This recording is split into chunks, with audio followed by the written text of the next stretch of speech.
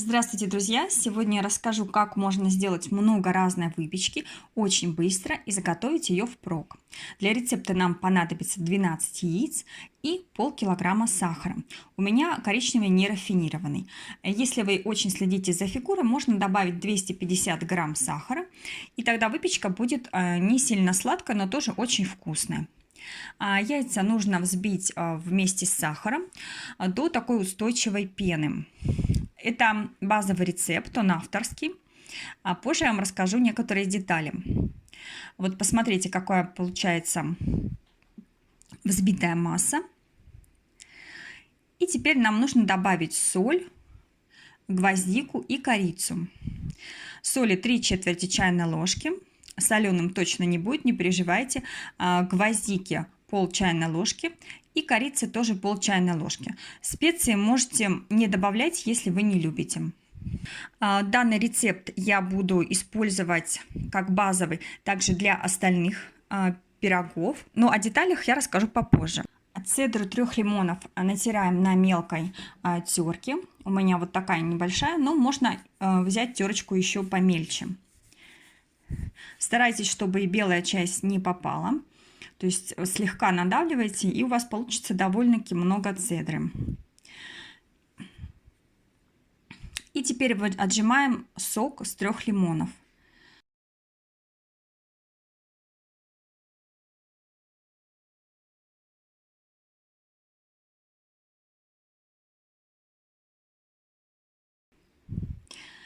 У нас получается вот столько, не так уж и много. И довольно-таки много цедры. Пирог у меня будет на целую противень, большой. Выливаем сок в основную массу, добавляем цедру и размешиваем.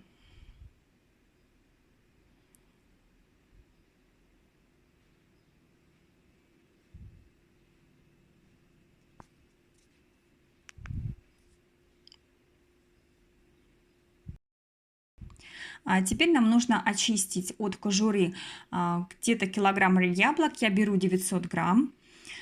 И далее натереть яблоки на крупной терке.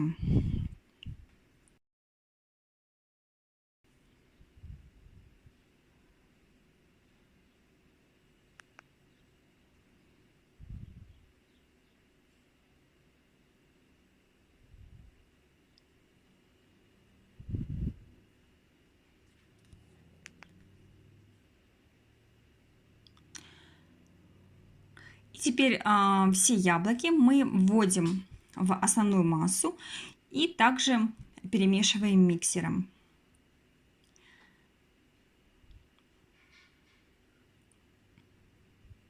Яблоки будут давать сок, но в основном в процессе выпечки. Поэтому сейчас сока они дают не очень много. Этот момент нужно учесть в дальнейшем рецепте.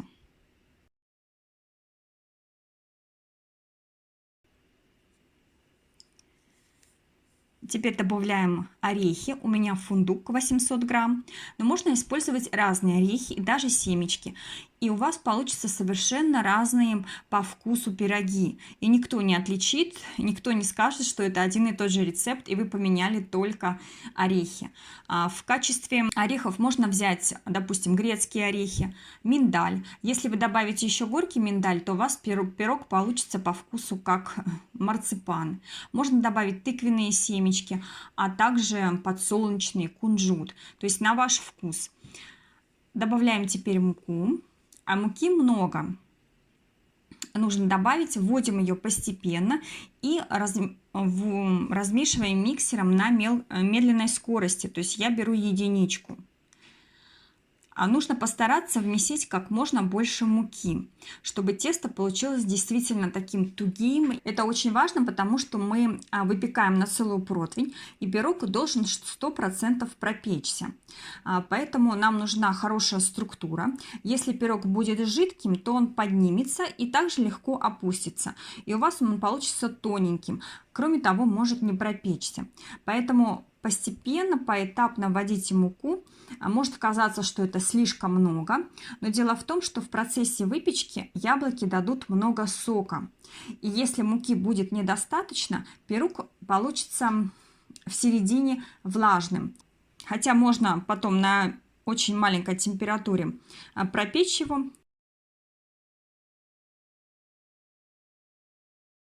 Добавляем соду 20 грамм и размешиваем. Миксер, конечно же, будет не очень хорошо прокручивать, поэтому можно взять другие венчики специально для теста, либо просто даже перемешать лопаточкой. Но очень желательно, чтобы тесто было максимально таким вот тугим. Если вы возьмете лопаточку, то с лопатки тесто будет очень тяжело спадать. Вот посмотрите, как получается. Вот оно прилипает очень хорошо. Тесто можно также накрыть пленкой, оставить на несколько часов, чтобы оно дошло. Можно также сразу выпекать. Я взяла пергамент и намочила противень водой. Пергамент очень хорошо прилипает, и потом можно спокойно выкладывать тесто, и пергамент не будет никуда съезжать. Смотрите, действительно очень тугое тесто, но пирог в результате получается очень таким воздушным, вкусным, мягким. Выпекать нужно при 180 градусах на самом нижнем уровне. Помещаем в холодную духовку, режим вверх-вниз без вентилятора. Вот это важные моменты.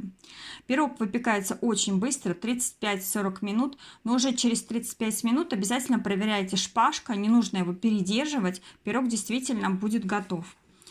Я предпочитаю выкладывать на решетку, чтобы он хорошо просох и дно не было влажным.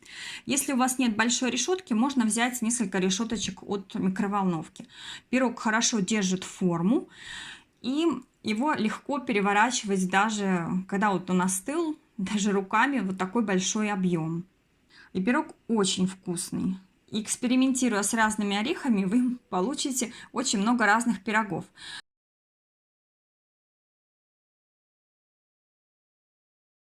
Вот я срезала край, посмотрите, пропекся идеально.